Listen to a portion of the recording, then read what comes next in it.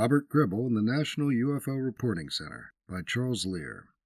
When the subject of UFO databases comes up, the National UFO Reporting Center is usually mentioned, along with the name of its seemingly tireless director, Peter Davenport. What many may not know is who it was that got it started. Washington State MUFON Director Maureen Morgan wrote an article titled The Early Years of NUFORC, Bob Gribble and Wendy Connor, which was published in the November 2021 Washington MUFON newsletter. According to Morgan, Bob Gribble, a Seattle firefighter, became fascinated by UFOs in 1954 when he read an article in True magazine. This could have been the article in the May 1954 issue titled What Our Air Force Found Out About UFOs, written by Edward J. Ruppelt, the first director of Project Blue Book. According to Morgan, Gribble ordered the 1954 book Flying Saucers on the Attack by Harold Wilkins, which was advertised in the magazine, and then picked up Donald Keogh's 1954 book Flying Saucers Are Real. He became a believer in the extraterrestrial hypothesis and set about starting a saucer group, which he named the Space Observers League.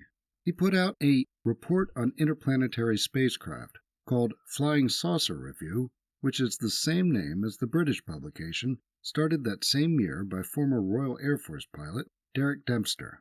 Gribble's publications contain articles, some reprinted with permission from magazines such as Fate, opinion pieces, and UFO-related news. There were also sightings reports, and Volume 1, Number 9, has a report from a young Ray Stanford, official investigator and reporter for SOL, of the first sighting he ever had on July 10, 1954. Stanford reported a flat circular disk flying over his home in Corpus Christi, Texas, at an estimated 150 miles per hour. He wrote that it was traveling west, stopped and hovered for a few minutes, and then continued. According to him, there were 11 witnesses. By December of 1955, Gribble changed the name of the organization to Civilian Saucer Intelligence. Some readers may be aware that there was an active group at that time, founded in 1954, called Civilian Saucer Intelligence New York, that would become renowned for their scientific approach to flying saucer research. In 1957, Gribble changed the name to the Aerial Phenomena Research Group, which is quite similar to the Aerial Phenomena Research Organization, a group founded in 1952 by Jim and Cora Lorenzen. He put out the APRG Reporter until 1969. At the same time he was busy with APRG, he formed another group that he named the National Investigations Commission on Aerial Phenomena, and put out the NICAP Reporter in 1962 and 1963. The fact that Gribble's group had the same acronym as that of Donald Keogh's significantly more famous group, the National Investigations Committee on Aerial Phenomena, did not escape Keogh's attention.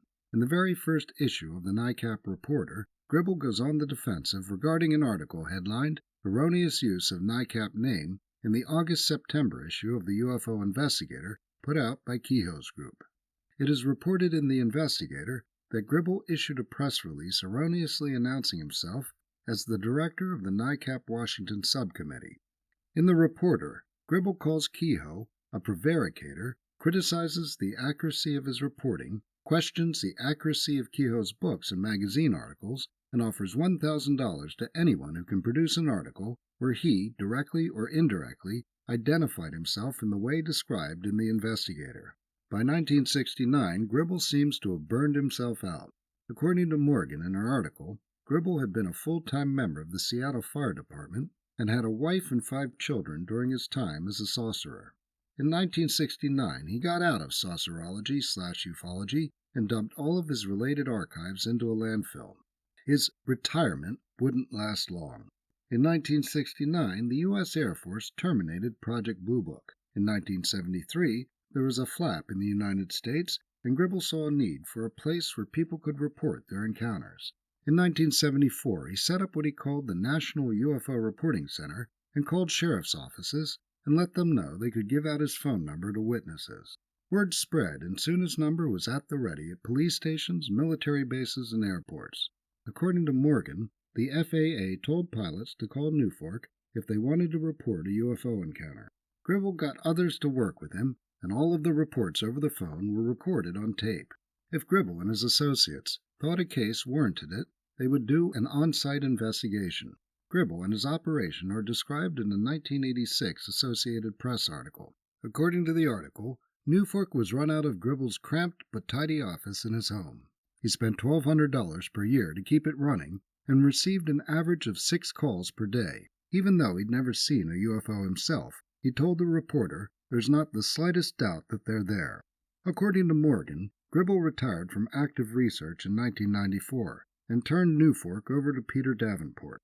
By 2004, he was drowning in tapes and archived materials. He was ready to pay another visit to the dump, but he got the idea instead to donate his materials to Albuquerque, New Mexico-based UFO historian Wendy Connors.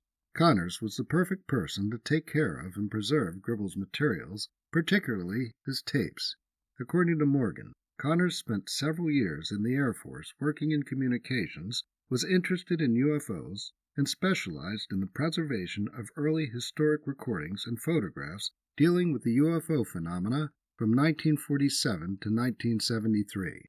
Connors collected UFO-related audio clips and compiled them into a collection she called Faded Discs. The collection can be accessed at archive.org. Connors took the best of the NUFORC recordings and compiled them into a 44-hour collection of 252 tracks. These can also be accessed at archive.org or in a more easily negotiated format with tracks of interest labeled at the Northern Ontario UFO Research Society website, NOUFORS.com. Standout tracks include 8 tracks having to do with the Travis Walton case, including Travis Walton's brother calling to report on the encounter by Travis and his co-workers while Travis was still missing. NUFORC continues today with Peter Davenport at the helm, and with the rise of the Internet came easy access to all for a comprehensive no-nonsense database. Fortunately for historians and researchers, Gribble took a moment to pause before impulsively heading for the dump and took a moment to come up with an original and lasting name for his organization. Charles Lear is the author of The Flying Saucer Investigators, available at Amazon.com.